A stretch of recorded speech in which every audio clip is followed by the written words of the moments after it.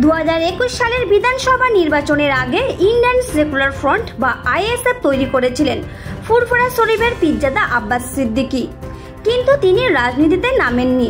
ভাই নওশাদ সিদ্দিকী ভাঙড়ের বিধায়ক হয়েছেন। দীর্ঘদিন ধরে রাজনীতি নিয়ে মুখ খোলেননি আব্বাস সিদ্দিকী তথা ভাইজান।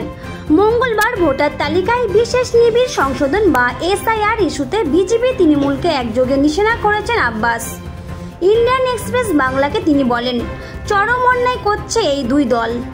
আব্বাস সিদ্দিকী বলেন, এর আগে স্বাধীনতার পর থেকে সম্ভবত 13 বার এসআইআর হয়েছে।